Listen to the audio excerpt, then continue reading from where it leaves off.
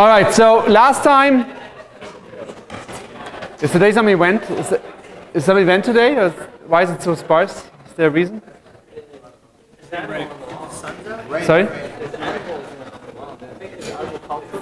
Oh yeah, they're goats. Yeah, they're goats on the lawn. I got to pet a goat on my way here. The goats on the lawn? Okay, well, I can't compete with goats, can I? So, where are the goats?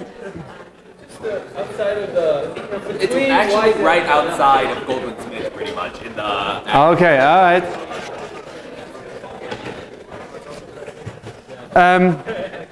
All right. So last time we talked about KD trees, and in particular, we thought, well, the first thing we start out with, sorry, 1 second, where's my chalk?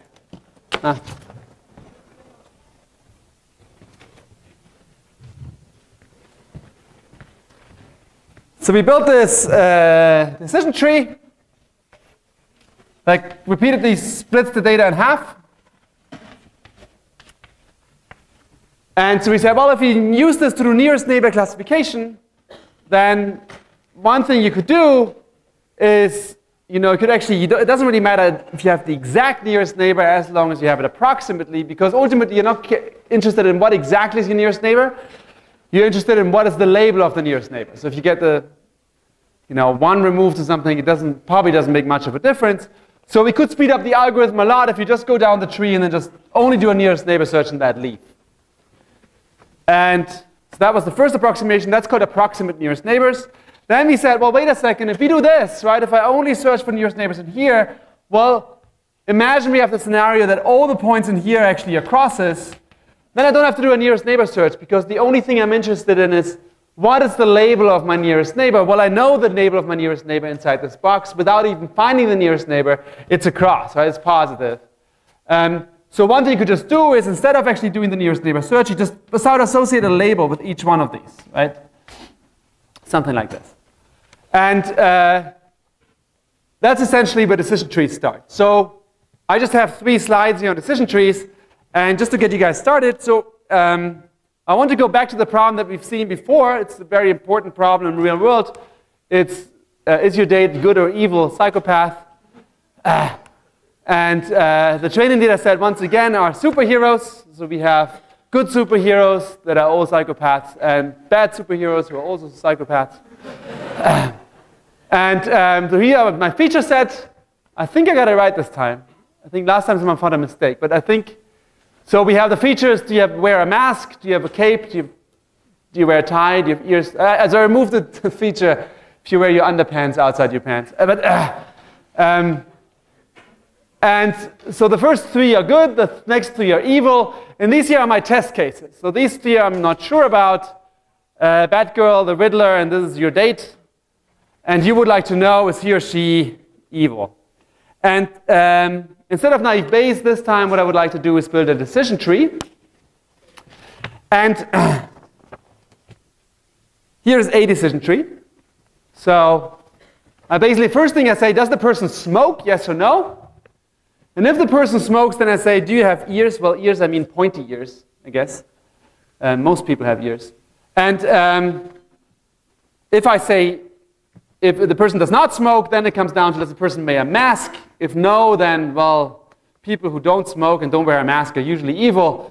But if the person wears a mask, then it depends on is the height greater than 175. That's centimeters. That's my European upbringing. Okay, so we can now test this. First question is, this is a good tree.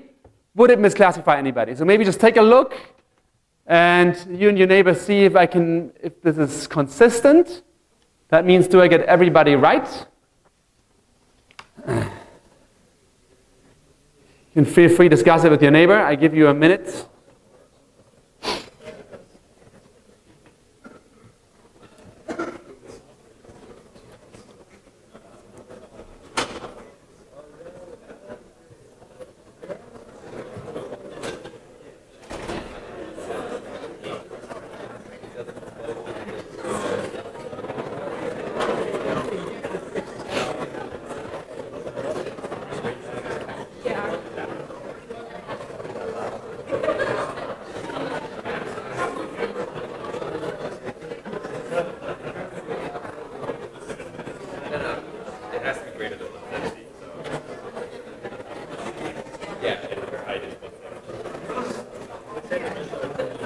All right. Any complaints? Yeah?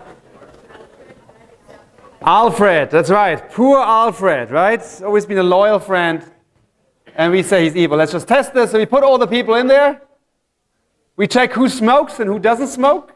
So if we do this, it turns out only Penguin actually smokes. Then we check next level. I think that's just the Penguin does not have pointy ears, so he's evil.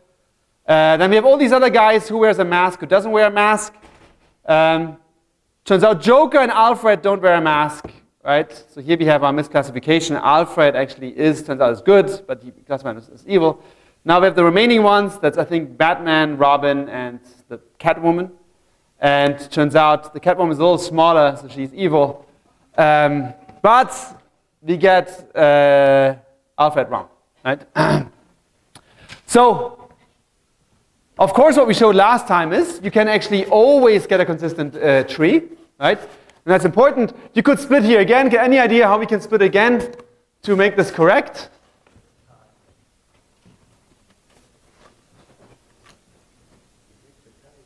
Any idea?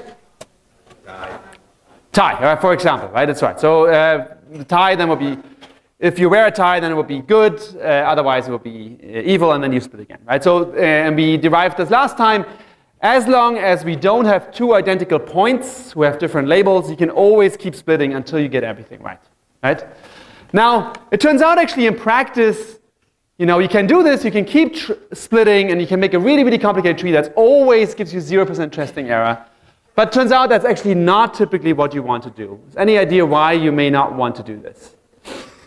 Yeah? It leads to overfitting. It leads to overfitting, that's right? So if you basically essentially, you know, split until basically every single point is right, you have millions of data points, you know, what you're essentially doing is you just memorize your data set, right? So that's the danger. And what I will show you in a few minutes, is that decision trees have there's a very tight balance between bias and variance. So can anyone tell me, when do we have high bias, when do you have high variance? As a function of the depth of the tree. Yeah? Low depth means high bias. That's right, low depth means high bias. High depth means high variance. That's right, so high depth means high variance, okay? So, and I will show you a demo in a minute to see this on a real data set. So, the problem is if your data set is, you know, if your tree is too small, then you probably even have a high error on your training data set. That's a high bias scenario. If it's too deep, then you get your training data set right, but actually in a test that you will have a large error. And so what you want to do in practice is you would like to find the tree, the smallest tree that gets your training data set all right. Right? That would be the perfect, you know, that's kind of the goal of the decision tree algorithm. And it turns out that's an NP-hard problem. So who has heard of NP-hard? Okay, awesome, good. So NP-hard is really hard. Takes a long time. So it just means basically, if your data set gets larger, the amount of extra computation time I have to do to accommodate the extra data grows exponentially. And everything that grows exponentially should, you know, scare you. Right? So basically, very soon you will have a data set that, you know, will force you to train longer than, you know, the time we have left in our solar system or something, right? So that's not infeasible. That's infeasible. But it turns out there's many good heuristics to find trees that are actually small and work well. So, wait 1 second. Let me just. Oh, sorry. Okay, so this we did. This we did last time. So, one quick quiz. Maybe I give you a minute. You and your neighbor try to come up with the smallest tree that gets every single point right. Yeah. Did you know it already? No.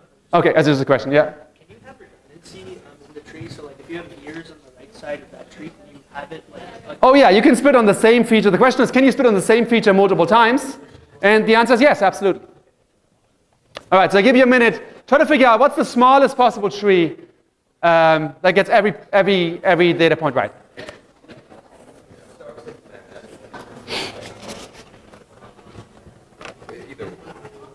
Start with 8 and then split all.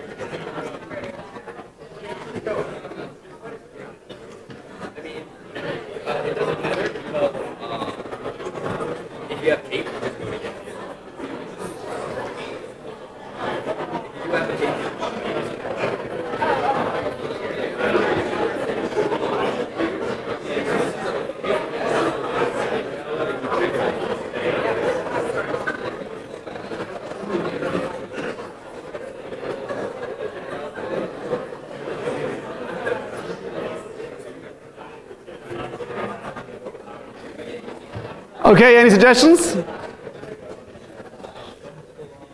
Who has a small tree? Yeah, how many splits do you have? Two. Two splits, that's pretty good, yeah. All right, so start by splitting on P, and yes, you're good, and that. And that makes Batman and Robin good, and everybody else is still in limbo, yeah? And then you split on height, but it wouldn't be 175, it would be 180. So greater than 180. And that cuts off Alfred. That's good, and everybody else stays evil. That's right. That's perfect. That's great. I think that's the smallest tree you can actually get. Actually, when I made the slides, I think I didn't find that solution. It's NP hard. All right. I don't think I do have an animation here. So that's actually that was my tree. So depth 2, but actually has 3 nodes instead of 2. Okay. Let me just show you how to do it in practice.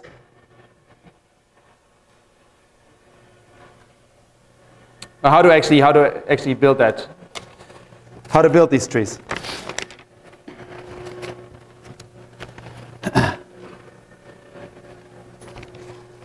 All right, and the way it works is it's actually very similar to a KD tree. Usually there's many different variants of decision trees. And by the way, one thing I just want to say is decision trees are horrible machine learning algorithms. They really suck, right? They're absolutely terrible. However, they have such clear bias variance problems that it's very, very easy to address those problems. And if you address the variance with bagging, and if you address the bias with boosting, then they become amazing algorithms, right? So don't be disappointed yet. Today we're doing decision trees. Very soon we will be bagging on boosting, and these are basically methods to compensate for high bias or high variance. And then they become very, very good algorithms. In fact, actually, you're probably using it every single day. So search engine, for example, are just boosted decision trees. Right? That's typically what people use. And also random forests, which is bagged trees, are one of my favorite machine learning algorithms. They're very, very, very strong. So a single tree is not very powerful, but once we correct them, and we will do this in the next couple lectures, they become amazing classifiers. Okay, so once again, we have our data set, and we have n data points. And just as before, what we want to do is a data structure where we split our data set on some specific dimension. We have some dimension, xd is greater than some threshold, go to the right. If it's less than a threshold, go to the left. But with KD trees, what we try to do is we try to split the data exactly in half to get, to basically get partitioning, get a balanced tree. Now we have a different objective. What we really want is we want to have leaves that are pure, right? Such that every single point in a leaf has the same label. Right? And the reason the reason is obvious because once we've done this, then we know if a test point goes in there with very high probability, that's just the same label. Okay? And so what we need is impurity functions. An impurity function, let me just write this down.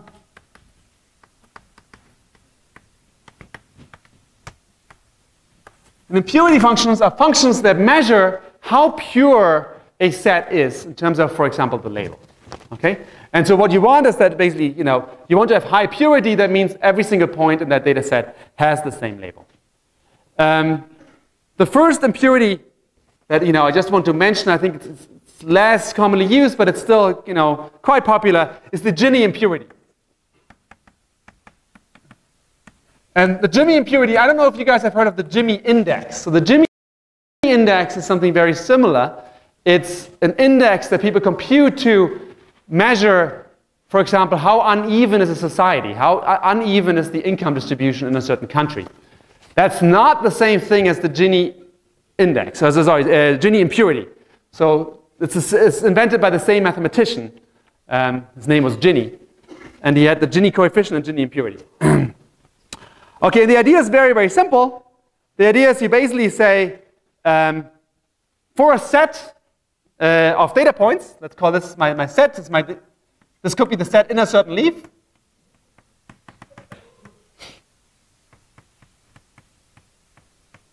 So I have n data points, and I would like to know how pure is this set of data points. what I say is, well, okay, first I compute the probability of getting a certain label. So let's say I have, k different labels, or capital K different labels. Then I say, well, the probability of picking a certain label is like, I simulate if I just pick one point at random, what's the probability that I would pick a particular label? And so I can estimate that with maximum likelihood estimation. And the probability for label K is just the subset, the number of points with that label divided by the total set. It's where SK is defined as the subset x, y, element of S, such that y equals k. Okay, so one more time, this is my total data set for which I want to compute the impurity. Let's say I have capital K possible labels. So what I do is for each possible label, I define a set, Sk, that is just contains just the data points with this particular label. Okay? So S is the union of S1 union S capital K. All right, does that make sense? And there's no intersection between any two of these subsets. And then I say the probability that I pick a point with a particular label is just the number of points of that label divided by the total. So this should be pretty clear. Raise your hand if that makes sense. Okay, all right, good. So in this class, basically, if I just say, what's the probability of picking undergrads? So I have undergrad and grad students. So, I just partition the class. I say the probability of picking an undergrad is the number of undergrads divided by the total number in the class. And then I say the impurity is of the set S. It's very simple. Just a sum over all my 1 to capital K, or I guess I call it C in this. And what I say is I multiply pk times 1 minus pk.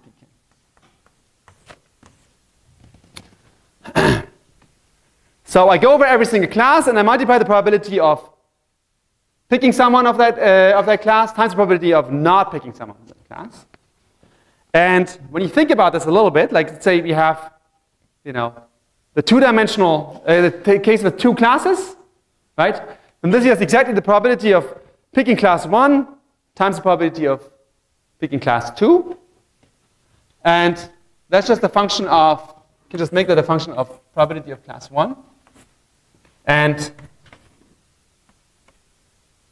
then the Gini index looks something like this, right? G of the probability P of 1. So, one more time. So if I have just two classes, this here becomes P times 1 minus P plus 1 minus P times P. So that's obviously 2 times P times 1 minus P. Okay, so this is my P, this is my 1 minus P. And the other class has exactly the opposite. This here is my Gini index. And if I make that a function of P, then of course if P is 0, this is 0, the Gini index is 0. So my Gini index is very, very low. If it's 1, it's very, very low. And 0.5 is really, really high. Okay? So this is a measure of impurity. So what I want this to be low. Okay, so at the highest value, basically I have an even split between one class and the other class. And what I want to get a case where I either have just one class or there's the other class. So I'm basically starting out with somewhere here, and every time I'm splitting, I'm trying to basically improve my score to go down here. Raise your hand if that makes sense. Okay. Any questions about the Gini coefficient? Yeah. Sorry, Gini index. Yeah. Yeah, so I guess here it's a function of P, but P is defined through S. Yes, yeah.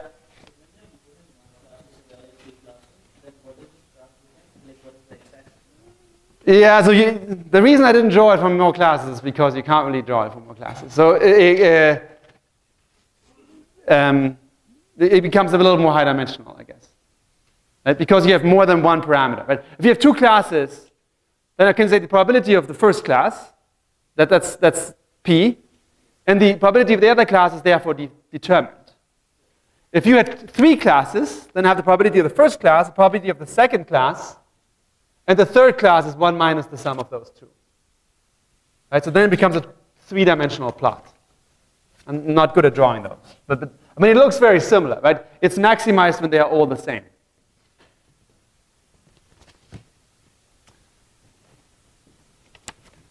Any more questions?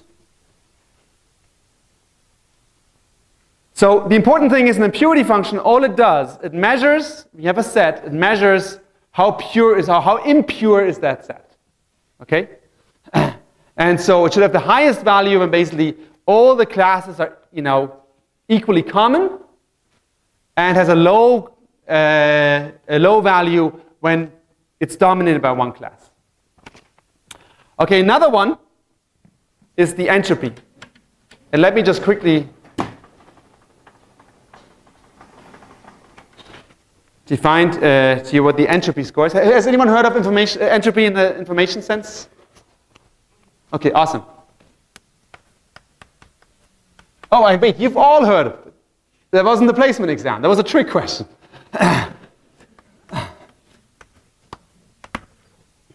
All right. And the entropy does the following. It basically says, what do we want, right? Or actually, what do we not want? And what we don't want is leaves where every single class is common, right? That's the case that we don't want. We want to split such that every single leaf has just, just one class. Now, the worst possible distribution within a leaf would be the following, where P1 equals P2 equals Pk equals 1 over k. Okay, so each one of the classes is equally likely. Okay, does that make sense? That would be the worst possible outcome, right? You have a terrible decision tree, right? You go down the leaf, and in the leaf, all the classes are equally likely, right? So you really don't know what the class of your test point is. Any questions about this? This is the enemy. We don't want this. So what we're trying to do is try to find a different distribution that's as far away as possible from this distribution. And one way to measure distance and distribution is the KL divergence. And this is exactly why I placed this on the placement exam. If you just close your eyes for a second and remember the questions on the placement exam, there we actually define the KL divergence. And the KL divergence is basically tells you how different 2 distributions are. And the KL divergence is defined as follows. The KL divergence between the distribution P and Q is the following. K equals 1 to K. We sum over all the different classes. And it's Pk times log Pk over Qk.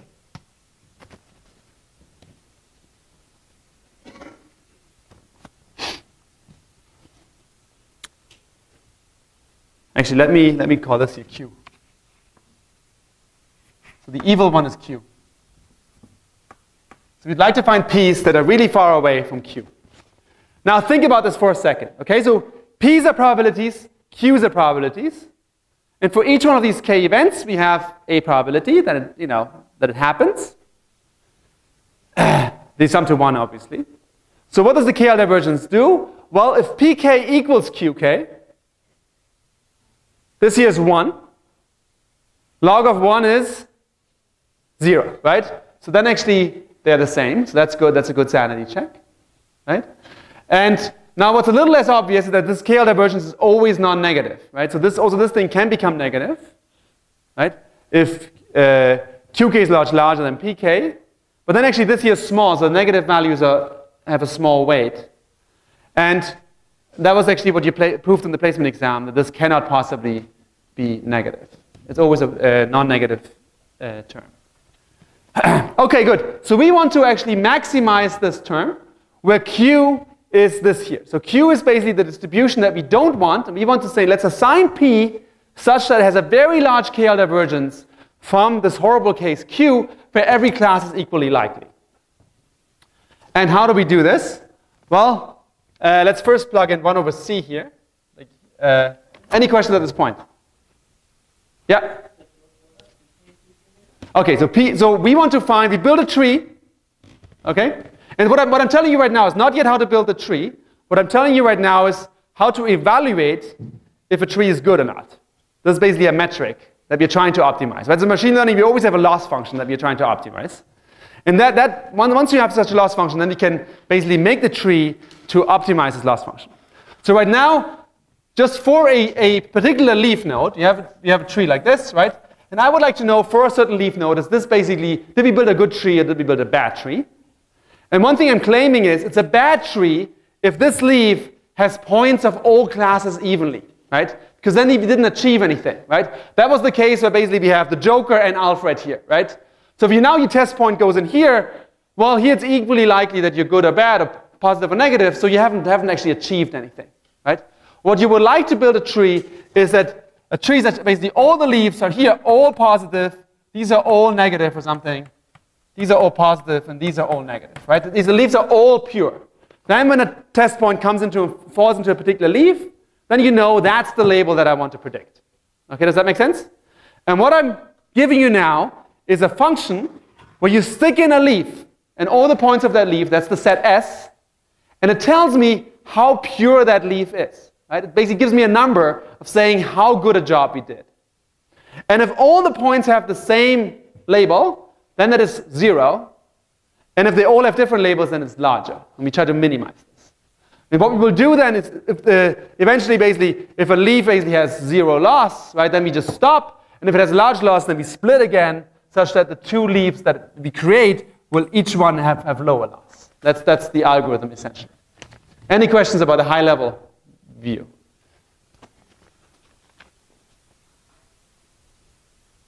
Arthur, you look like you have a question, but no, okay. All right. So now we're doing this, and so the first thing is we take this leaf, this leaf. This is a set S, and out of that set S, we now define probabilities. You basically say, what's the probability if I would draw a data point randomly? What's the probability that I get a certain class K? So each leaf here gives, gives rise to P1 to Pk. And that's basically the fraction of points with that label inside this leaf. And what I would like to do is that one of them is 1 and all the others are 0. Right? That would be great. That basically means we have a pure leaf. Okay, good. And now I'm giving you, these are my P's. And now I want to get some score that basically tells me how good it is. And then why do I need such a score? I know that I want this kind of thing. But one thing I don't know, if I, for example, have something where I have a distribution where P1 is this and P2 is this, P3 is this, I don't know how good that is. Okay? If that is better than something else. And so that's what I need. I need to have some score that tells me how good is a certain partition, how good is a certain leaf. That's what this function will give us. And the way we define this is we say a leaf is good if it's far away from this pathological case where every single class is equally likely. Okay, raise your hand if that all makes sense now. All right, okay, good. So now we compute this and we say, what's the distance of P to Q, where Q is this pathological case? We actually know what Q exactly is. Q is 1 over capital K. So we can plug this in here. There's 1 over capital K for every single one. And one thing we can do now is we can say, well, we can split this up. So this equals pk log pk. So I'm just splitting this up as the sum of 2 different terms times pk log 1 minus, so this should just be k here, right? K.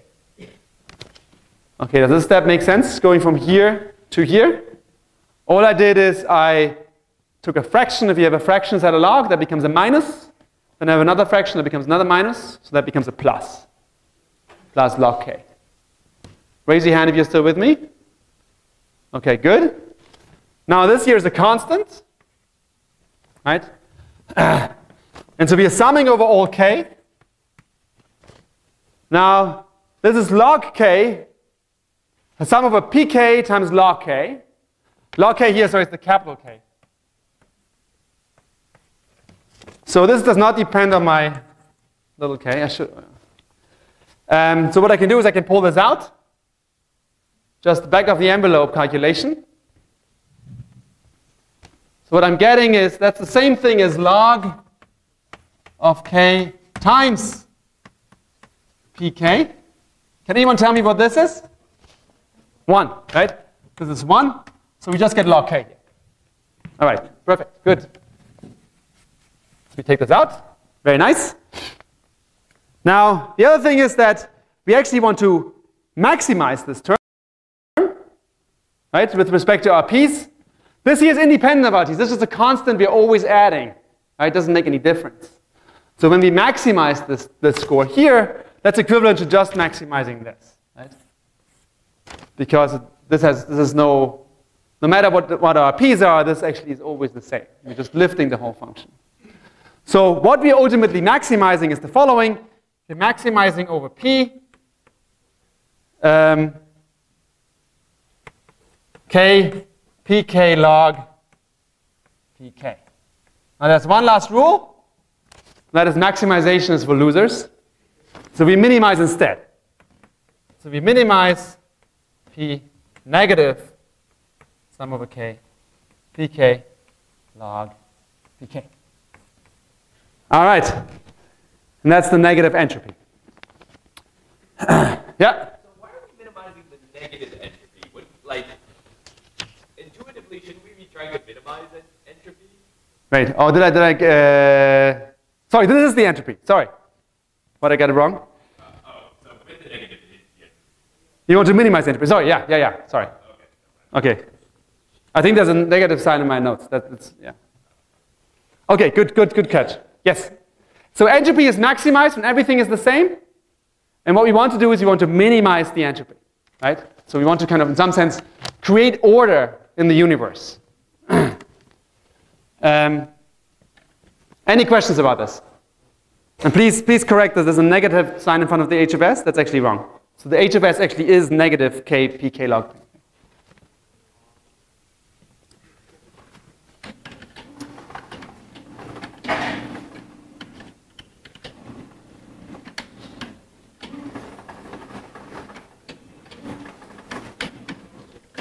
Okay, here we go.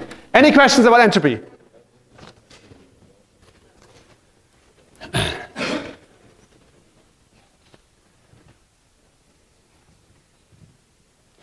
Okay, turns out the entropy is actually very important, not just in decision trees. It's information theory. I don't know, has anyone taken an information theory class? Very few. Okay.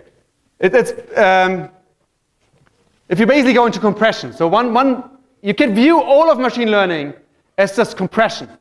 Right? So one of the first machine learning algorithms in some sense was a spam filter, where you basically imagine you take all your spam email and your not spam email, you put them both in a zip file, and then a new email comes in, and you just either add it to both zip files, to the spam zip file and to the not spam zip file, and you see which one increases by the smallest amount. And that's probably the class it is, right? Because if it's spam, it looks a lot like spam, so it's much more compressible.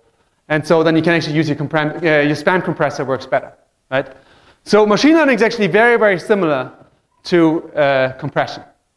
Also, if you have a very good model of your data, then actually you can use that for compression. Actually, the way compression algorithms work essentially is you have some data stream, and what you're doing is you're just saying, given the past data, I'm trying to predict the next bit of data. And if I'm very good at doing this, then you basically just, you have the same model. I send some data to you. You have the same model, so you predict the next bit of information, or the next byte of information. If the prediction is right, then I don't have to tell you anything. I just have to correct it when it's wrong, essentially. So there's a little bit more to this, but that's essentially how compression algorithms work. Okay, good. So we now know what we want to do, right? We want to minimize the entropy of a set. So H is basically the entropy of a set, and what we would like to do is minimize this. And for any given z, we can compute the entropy. Right? It's very simple. This here is the term. Okay? By the way, please pay good attention because you have to implement this in the next project, which we post in a few days. Of course, you knew you would have to. Okay, so for every single set, you just compute these p's. That's trivial, right? It's just the number of the ratio of points of a certain class. And then you just compute this certain term. And, okay, good. Damn it, what is this stupid thing? Okay, good. So, we're almost done. The last thing is, what is the entropy over a tree? Right, so far, we only have entropy over leaf. But what if you leave this? So let's say we have a data set, you can compute, this is my data set S, I compute the entropy of S. That's easy, I can do this. And now what I want to do is I want to make a split into S left and S right, such that the entropy of these two is actually lower than the original entropy. And how do I define this? Well, it's quite simple. I basically say that the entropy over such a split is the following. I first pick a point randomly. I basically say either go left or right randomly, and then I compute the entropy of this leaf. And when I go left or right, I basically choose based on the number of points that are on the left side on the right side. So let me just explain this one more time. So PL is the number of points on the left divided by the total. PR is the number of points on the right divided by the total. So this is the fraction of points on the left, the fraction of points on the right. And then just say the entropy of this tree, H of this tree here, is just PL times the entropy on the left-hand side plus PR times the entropy on the right.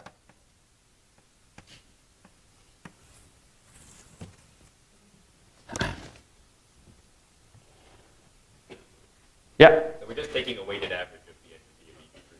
That's exactly right. We take a weighted average of the two entropies, right? So we take a set, we split it into two sets, we compute the entropy of each one of them, and then we take a weighted average where we weigh each set by how many, proportional to how many points are in it.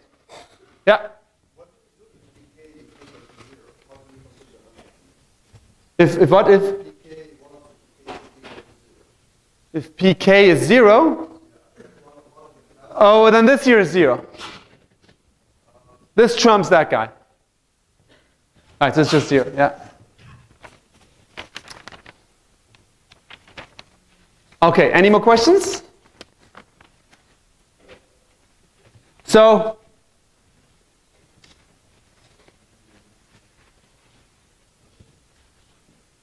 what you want to do is you want to find the tree that actually has minimum entropy. And here comes the algorithm how to do it. So now basically what I did, I showed you what entropy is. Entropy is an impurity function that is lowest when basically a set is biased towards just one label and all the other labels are not in it. It's highest when all the labels are equally likely, which is what we don't want.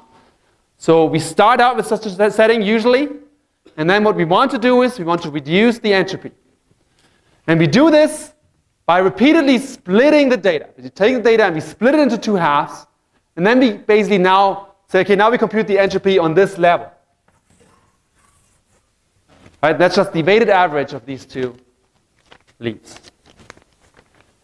Now here comes the questions. Okay, so this is basically all you need to do. Now comes the question, how do you find the optimal split? Right? And that's the NP-hard problem. But we can do really, really well by being greedy. And it's actually, the algorithm is trivially simple. So what we want to find is we want to find a particular split on a certain feature. Now this is maybe my data set. Let's say here my axis, and here O's. And I want to find the split that gives me, that decreases my entropy by the most, right? So right now the entropy is pretty high. Let's say there's an equal number of X's and O's. So right now the entropy is basically as high as it gets. But if I make one split, right, and the right split, of course, is here, then actually my entropy here is actually minimized. And in this case, I just have one little O here, so I would have to do a second split to cut this off. Okay? And how do I find these splits? And the answer is very, very simple. The answer is I try out every single one. All right, that's the algorithm. So basically what you do is you say, okay, well, I split here, right? I split here, I split here, I split here, I could split here, I could split here, I could split here, and so on. And I try, for every single one, I compute the entropy of the two leaves, and then just pick the one that is the lowest. That's it. And so the algorithm is trivial. And you do this for every single dimension. You can either do it here or you can do it in this dimension. You could split here, here, here, and so on. So for every single dimension, you try out every possible split. And then you pick the one that's best. Yeah? Wait, but so you're doing an entropy test n times d number of times, and each entropy check takes O of d. So isn't that nd squared running time? Nd squared. Or n times d squared. Or n times d squared. So the number of points you had times the dimension squared. No, you have n times d splits. Right? So for every single dimension, you have n splits. Why do you have n splits? Can anyone tell me why you have n splits? You have n minus 1 number of gaps. That's right. You only have to cut once between any 2 points. So you look at all the gaps and you cut between them. That's right. So you try n splits. You try this for every single dimension. So you have n times d splits that you try. Calculating entropy, isn't that also O of d operation? You have to do it for each dimension. Oh, I see. That's an O of d, sure. Yeah, No, sorry, it's an O of k operation. You do it for every class. Okay. So it's n times d times k. Oh, okay. That's not bad. That's pretty good. Yeah?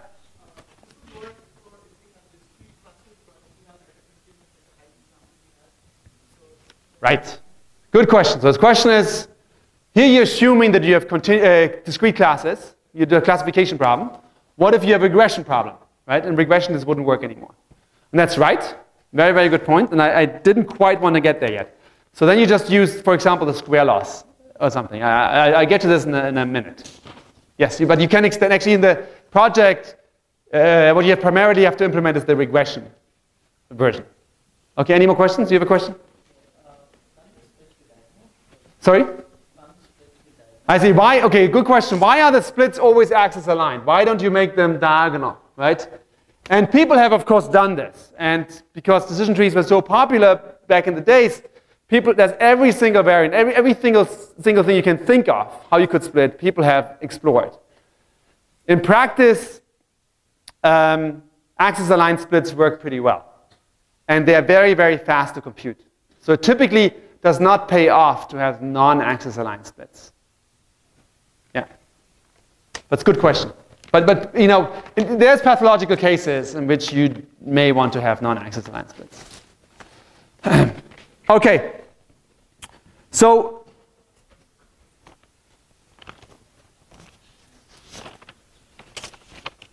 well, who wants to see a demo?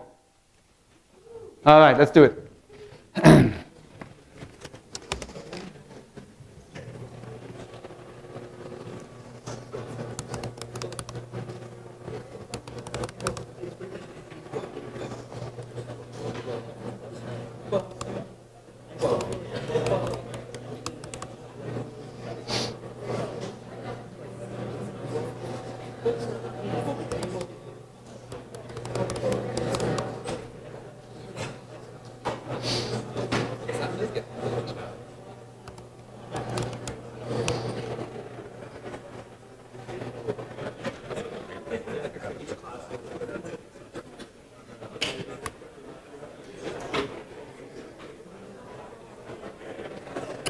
All right, so here's my good old window. I can add some data points.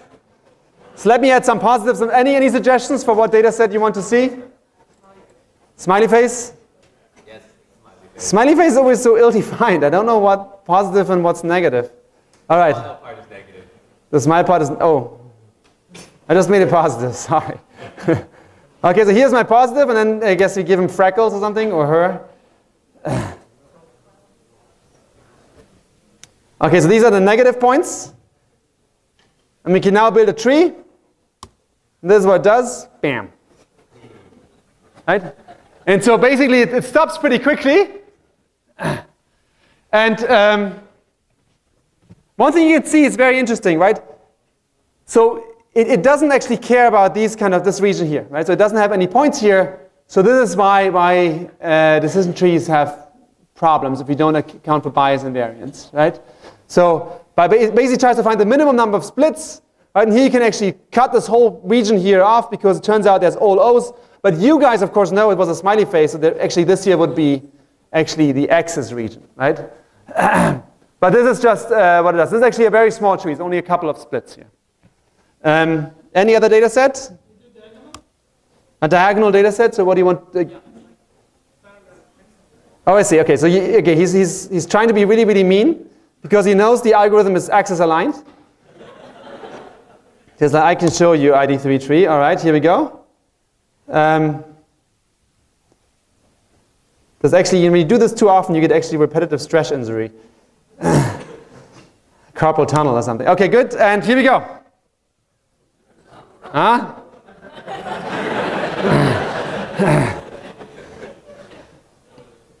Right, so once again, you get a simple tree that actually explains the data set very well, right? But one thing you can see here, like different to an SVM or something that would actually cut here right down the middle, it basically cuts down these weird little, corners, right? That's clearly not as good as an SVM, for example, right?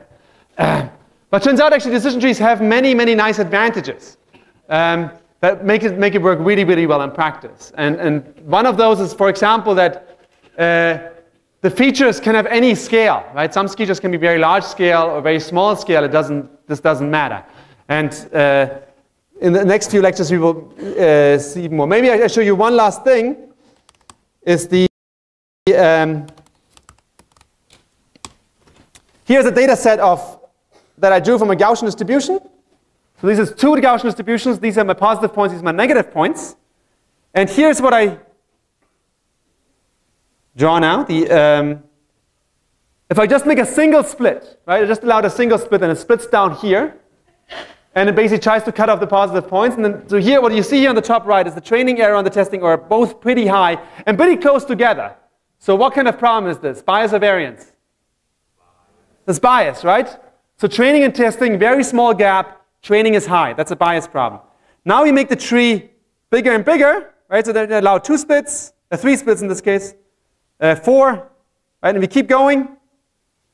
And so now you always see like it does something funky here, right? It's trying to get 1x here, right? So it splits down in the middle. And then eventually you would get every single point right? It's like trees, they have this no man left behind, right? That's the slogan.